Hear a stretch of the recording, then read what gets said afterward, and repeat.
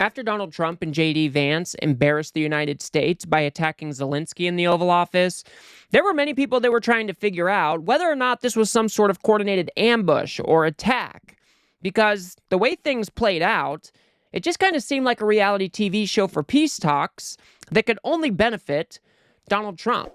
I mean, it was J.D. Vance that instigated the whole thing, and then they just sat there and demeaned him and belittled him, tried to make him out to be some sort of caricature that was just trying to mooch off the American taxpayer.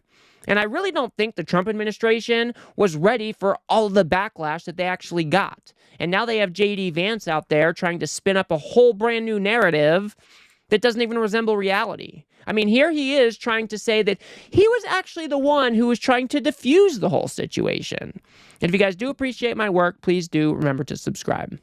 And what I tried to do originally was actually try to diffuse the situation a little bit, because I'm like, we're having this meeting. Obviously, there are 100 television cameras here. Let's try to have this conversation in private. And then the president, as we kept on going back and forth, I tried again to say, well, maybe we should have this conversation in private. And the president was like, nope, actually, I don't want to have it in private anymore. I want to have this actual conversation in public for the American people to see. And I do think that there was just a certain sense of, there was a lack of respect. There was a certain sense of entitlement. And most importantly, look, we can look past all of that stuff, but the president has set a very clear goal for his administration. He wants the killing to stop. Does anybody for a second believe that Zelensky actually wanted to be in front of American media while discussing this mineral deal and further peace talks? We all know that this was Trump's request. This is what we have seen his whole administration. We have these world leaders come into the Oval Office, and then the media swarms them, and then they discuss whatever they want to discuss on camera. This is straight out of the Trump playbook. And for J.D. Vance to say that he was the one trying to defuse the whole situation and trying to get people behind closed doors is just laughable. That is not what happened. J.D. Vance was the one who instigated the whole argument. These people are insane.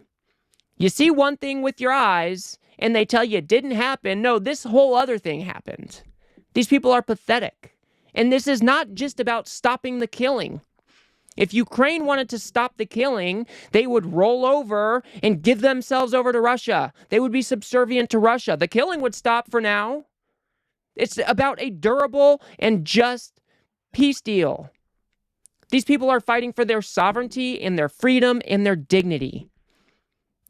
I just can't understand why these people don't think that there is something greater to fight for than human lives. I mean, we fought a revolutionary war in this country, for Christ's sakes. We understood that democratic values were worth fighting for, that freedom was worth fighting for. And now we have this Trump administration just can't even recognize that as a coherent thought. I mean, it's just absolutely insane. Here's J.D. Vance trying to say that Zelensky wants this war to go on forever. He said today that the war he expects will go on a very long time. I don't know where he's going to get the money to fund that war. I have my doubts that Europe will fund the war to the level that Biden and Harris were funding it. And then the issue now has come up whether or not this administration will continue to offer money and arms for this war to continue. Because without America, I would argue the president was right in saying they have no cards. Yeah, well, Sean, I think our European friends, frankly, are being really, they're doing a disservice to the Ukrainians because their own populations are saying, we're not going to fund this war indefinitely. The American people are saying, we don't want to fund the war indefinitely. So the only thing that is in the best interest of America, of Russia, of Ukraine, and of Europe is to bring this thing to a close. What happened, Sean, is you have Zelensky. He goes to Europe, and a lot of our European friends puff him up. They say, you're a freedom fighter. You need to keep fighting forever. Well, fighting forever with what? With whose money, with whose ammunition, and with whose lives? The president is actually taking a much more realistic perspective and saying this can't go on forever. We can't fund this thing forever. The Ukrainians can't fight forever. So let's bring this thing to a peaceful settlement. This is absolutely idiotic. Nobody wants to fight wars forever. That is not what Zelensky is advocating for. Do you think he wants his soldiers to be dying every day? Do you think he wants his women and children to be kidnapped by Russia? These people are insane. Nobody is arguing that this war should go on indefinitely. But we do want security guarantees for Ukraine so Russia doesn't just turn around and do this again a couple years down the line, because that is what they have done in the past. And if Ukraine is willing to fight for their sovereignty and their freedom instead of rolling over for the tyrannical dictator, then that's what they should be allowed to do. And if there is any peace talks, they need to be reasonable peace talks. We have to have security guarantees for Ukraine. There is no ifs, ands, or buts about it, or else we're just going to find ourselves in this exact same predicament a couple years down the road.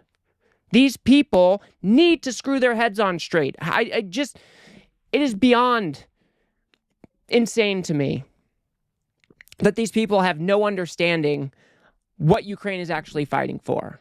And why is it that they always belittling our allies while saying nothing about our enemies? And to that point, here they are discussing, well, Biden called Putin names, and look at where that got us. Well, I mean, hundreds of billions of dollars have been spent, and this came up in the discussion Friday. The Biden administration called Putin every name in the book, and they've been trying to get the president. And he still invaded anyway. Okay, he still invaded anyway. Well, remember, it depends if it's a minor incursion. Let's go back to that moment, which I thought as troops were amassing on the border. Yep. But I go back and I think about this. And Biden spent all of this money, called Putin, all of these names. The media and the Democrats, they want Donald Trump to call him names. And the president addressed that. Thing. And then he's supposed to call him and say, Vladimir, you ready to talk a peace now? Yeah. That's not going to work. No, it's diplomacy 101, right? Is you have to have a reasonable relationship with somebody to be able to even start the conversation. We have to remember, Sean, Ukraine, half of the country, a third of the country is totally destroyed. The economy is depressed. You've got hundreds of thousands of dead Ukrainians. Of course, a lot of dead Russians as well. The president wants to negotiate a settlement. How can you negotiate if you can't even talk to somebody? And that's what he said. He's not saying, like, nobody's suggesting, as Secretary Rubio said, no one is suggesting that we give the Nobel Peace Prize to Vladimir Putin. What we're saying is it's important for President Trump to be able to have a conversation. That's not well served by standing up at a press conference and calling the guy every negative name in the book. By the way, as we just said, President Biden called Putin every single name in the book. What did it lead to? It led to war, it led to destruction, it led to conflict. President Trump is trying to bring this thing to a close. You got to be able to talk to somebody to do that. Are these people fucking stupid? Do you think Biden calling Putin a dictator somehow provoked the war in Ukraine? Did you know that Trump just a couple weeks ago said that Zelensky was the actual dictator because he wasn't having elections during wartime? What is this argument? Nobody wants you to just go up there and call Putin names, but they do want you to live in reality, to acknowledge that Putin is the one who started this war, that he is a tyrannical dictator, and he is trying to reestablish the Soviet Empire. That is what people are asking of you. You don't need to go out there in a press conference and call him a whole bunch of names, but Trump doesn't seem to have any problem at all when it comes to Zelensky and calling him a dictator. These people are idiots. Diplomacy 101. This is not what diplomacy is. We first have to acknowledge the same set of facts before we can move forward with any sort of peace agreement. But this Trump administration doesn't seem to want to do any of that. Instead, they're cozying up to Putin. They're parroting Russian talking points in the Oval Office, all while demeaning and belittling Volodymyr Zelensky. We are living in the upside down. I mean, it is just beyond wild to me. Here's J.D. Vance talking about how you just need to give the American people some upside, bro. Just some upside. What scares me is Zelensky, when he says it's going to go on for years, How many more lives are going to be lost? He's not going to have a country to save at the end of that. The minerals deal would have provided the monies to rebuild their country and a strong U.S. presence and maybe European troops as well. And this is an important part of it. The president knows that, look, if you want real security guarantees, if you want to actually ensure that Vladimir Putin does not invade Ukraine again, the very best security guarantee is to give Americans economic upside in the future of Ukraine. That is a way better security guarantee than 20,000 troops from some random country that hasn't fought a war in 30 or 40 years. The security guarantee and also the economic guarantee for Ukraine is to rebuild the country and ensure that America has a long-term interest. You're not going to do that if you come to the Oval Office, insult the president, and refuse to follow his plan for peace. These people are so frustrating. This sounds like extortion to me. Oh, well, we might continue to help you. We're not going to give you any guarantee that we're going to continue to help. We're not going to give you any security guarantees, but if you go ahead and sign away those mineral rights, well, at least we can show that to America, and we can show them that they have some upside. I mean, how shitty of America to do. We have an ally getting invaded by their neighboring country. They're tens of thousands of children are being kidnapped and brought back to Russia and being given new names. And Donald Trump comes along and says, hey, how about them minerals? Can we get in on that? How about 500 billion of your minerals? Your raw earth, as Trump would say. I mean, this is just absolutely despicable behavior. We can discuss mineral deals maybe after the war is done, but if you guys really wanted the peace, why isn't that where we're starting? And do they think that these mineral rights and these minerals are just going to be uncovered in a couple days and then they're going to have all the money to fund the war? I mean, what is the train of thought here? It makes absolutely no sense. It just sounds like Donald Trump, the bigger country, is trying to extort our ally, the smaller country. I mean, this is like gangster politics. That is what it looks like. That is how the Trump administration is acting. And of course, they are always the victim, right? This is another thing, Sean, obviously I'm biased because I really love the guy, but when the media attacks President Trump as somehow on the side of Putin, two big problems with that. First of all, the only president in 20 years where you haven't had the Russians take a bunch of territory was under the first term of Donald J. Trump. The second part of that is you've got to actually accept that President Trump, he's not just assuming that everything the Russians tell him is true, he's negotiating with them. There's a give and take. There's a trust but verify. That's called diplomacy. We used to have some respect for that in Washington, D.C. I don't even think these people know what diplomacy is. Is diplomacy taking Russia to Saudi Arabia and, having peace talks with them while excluding Ukraine? Is that good diplomacy? And it's not about the media just trying to attack Trump to attack Trump. You are realigning the United States with Russia. Donald Trump stood up on stage back in his first term and said, well, I believe that Russia is telling me the truth and probably our own intelligence is not. He has aligned himself with Russia and Putin for quite some time now. And this radical shift away from the foreign policy that we have been practicing for decades is concerning. And it's concerning to most Americans. Most Americans view Putin as the murderous dictator that he actually is. And Donald Trump can't even criticize anything he's done. And we have seen Republicans, they can't even say that Putin is the one who started this war. These people are spineless.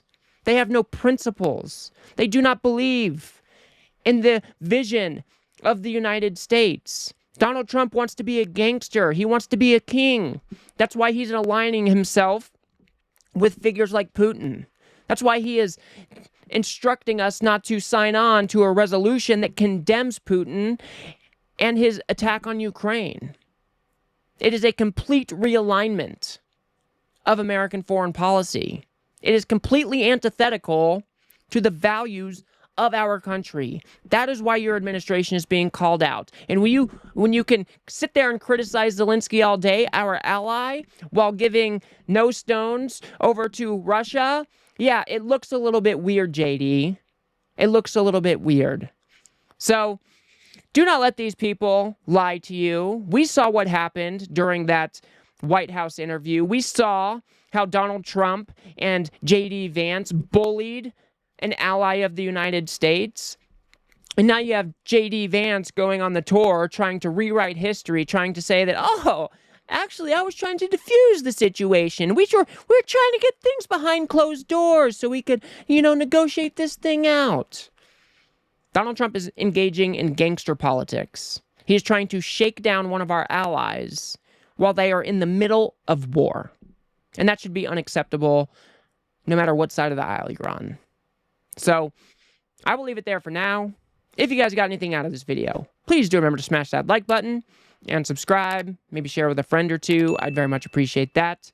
We've got to build something here on the left that can adequately push back against all of this Russian propaganda that the right-wing media ecosystem spits without any pushback at all.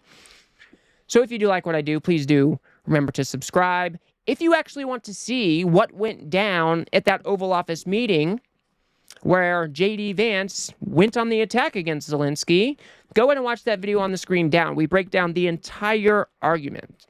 So definitely watch that video. Otherwise, I'll see you guys on the next one.